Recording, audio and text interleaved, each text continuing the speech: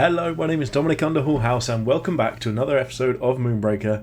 In today's video we get to do one of my favourite things to do whenever the new content comes out. We get to do a patch note rundown. I love doing this, it's really fun seeing all the changes, things that are coming, and everything we get to play with on the live version of the server.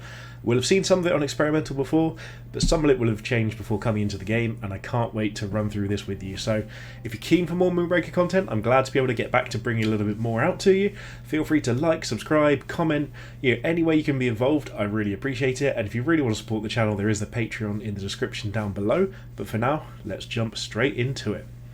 The first thing to look at here is this amazing splash art, Beasts and Blooms. We've got Zuna here with the, is it Toltecan? I can't remember what the names are now. They've changed them, I think, to, is it Squawk and something else? And then Gardener Joe over here. And we've got, hi Moonbreakers, get ready to shake up the board. The latest update just dropped and 2 brand new captains have arrived in the Reaches. Our first new captains, I cannot wait. We've got a nice little bit of splash out here. This actually is, I believe, the same video that's currently up on the Moonbreaker YouTube. I just had a little look at that just before filming this, and it's awesome. I really like it. It's just really encouraging as to how much fun this is going to be to play. Beastmaster Zuna and her robot animals are ready to roar into battle. Use Toltecan to go on the attack, support your crew with Dardo's healing, and create soft cover by deploying Marjan. So it is Marjan. Squawk must have been an old name for the devlog video. You can also dive deeper into Zuna's story with the latest audio drama episode, Zuna's Story. Listen in game or on your favourite podcast platform. So this has actually been on the experimental server. I noticed it was on there a few days ago, but I've been holding off listening to it until I can do so after it's released, just in case there's any tweaks or changes or anything like that. I doubt there would be, but I really wanted to hold off on listening to it until the actual release when we can play Zuna as well. So, meanwhile, let's have a quick look here. So this is Dardo and Marjan, not sure how to pronounce that, Majan, who knows. And good old Zuna here, Zax's estranged wife, or escaping wife I suppose. Meanwhile, Gardener Joe is blooming. Fertilise the soil of any map to give your in-range crew a speed boost, or plant thorn vines to create obstacles for your rivals and send them on the attack. So here's Gardener Joe. I love this model. The planter actually reminds me of some of the Subnautica planters for some reason, just like a sort of, an Incan version of them, which is actually quite sweet. Shake up your rosters even further with 5 new crew: Pacifier Oatley of the Yoeti, Dr. Feelbad of the Smugglers, Fixer is another smuggler, Arms Dealer Yuki is another smuggler, and then try them out in unit trials. Want to get some more tips and tricks? 3 more training modules have been added. Check them out for some unique rewards. I had a look at the rewards, cannot wait. Even more community requested features have been added, like a leaderboard. We've updated the lighting on all the maps to make gameplay easier to see, as well as tons of more bugs squashed and many more fixes implemented. Check out the full update details below. So with the maps, I believe the brightness of the maps has been toned down slightly, so that the characters and all the units pop out a little bit more. And the leaderboard changes is under the play screen, and so we'll have a look at that in a moment and just see what we've got on there. So, patch notes EA 5. Big stuff. 2 new captains, Zuna the Beastmaster and Gardener Joe the Gardener. I mean, pretty obvious title there. 5 new crew: Pacifier Oatley, Dr. Feelbad, Fixer, Arms Dealer Yuki and Whispers. Training modules 2, 3 and 4 we can see down the side here. Added unit trials. Each unit now has a try me button that teaches the basics of each unit. New audio drama. Episode 4 Zuna's Story, new leaderboard, an art pass for each map, improves readability of gameplay, more improvements coming in the future. I also believe, whether or not it's in this patch or a future one, they were looking at doing the bases around the pieces of terrain to make it really clear where the edges were, what you could see past, what was going to affect your line of sight, which is an awesome change if that's come in. If not, we'll keep an eye on it for the future.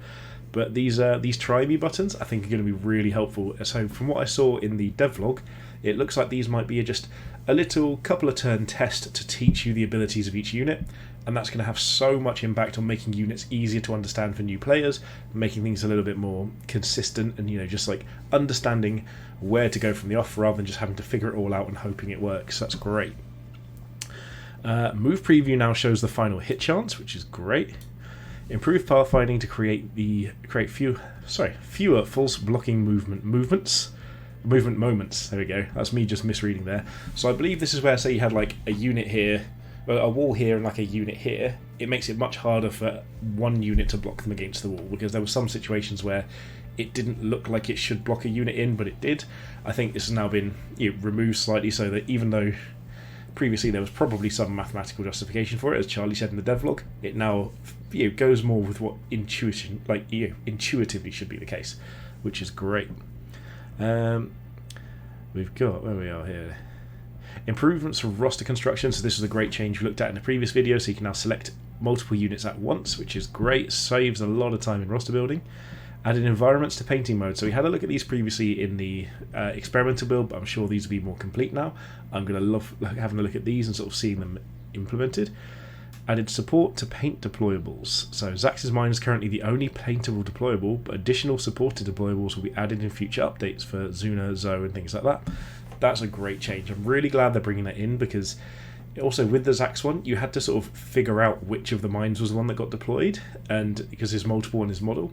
So making that a bit clearer, a bit separate, and it gives that extra feel of customization, which I think is something Moonbreaker is all about anyway. So really great there. Here we go. Added bases to improve the mini feel, so it does feel like tabletop terrain now, and it definitely did look like it improves the readability of line of sight, which is a great change. Private game now includes a map and scenario selector. That's a great quality change. So now potential tournament games, you can actually have map pools and ban a map or select a specific map. Great change. Love that. You can pick ones that feel more competitive, more balanced. Really like that change. And can now adjust volume of tutorial videos rather than Maximus just shouting at you. So, balance changes. Captain health reduced from 30 to 25. Okay, I wasn't aware of this was happening, so I know all the damage is increased across the board, but it looks like they want it to be even quicker. Maximus' speed increased from 4 to 6. I never thought I'd be seeing the days where Maximus got 2 buffs in a row. Obviously one's contextual, but still. Deadeye release Ozo's ability increased from 1 to 2. I think that's fair. Drum Dancer Tali's Battle Frenzy ability increased from cost 2 to 3. Slight typo there, but we'll let them off. This is a pretty solid change. Again, really powerful ability, so probably needs to have a little bit of effect there. Taria Arsenal's leadership gone from 2 to 3. Again, I think that's fine. Siege Initiative gone from 2 to 3. It is a lot of additional damage, and being able to put that down turn 1 with a 2 damage range attacker is quite a lot, so good, reasonable choice there. Scatterbine's attack reducing from 2 to 1. I didn't think that would last long. Dragon Raven, if you're watching, I know you're going to be sad about it, but it was necessary. And then Scatterbine health reduced from 5 to 4. Yeah, just 2 damage over and over again for 2 Cinder. It's just silly.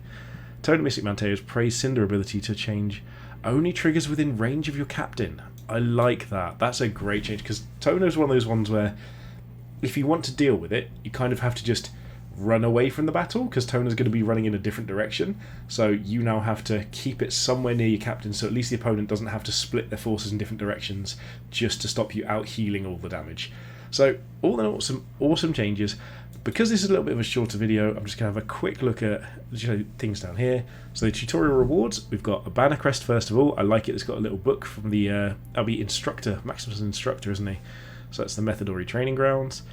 This is a valedictorian roster banner shape, nice. A divided roster banner pattern, I quite like that. It almost looks like if I had a different shape around, like a tortoise shell. And then everyone's favourite, I'm going to be doing this after this video.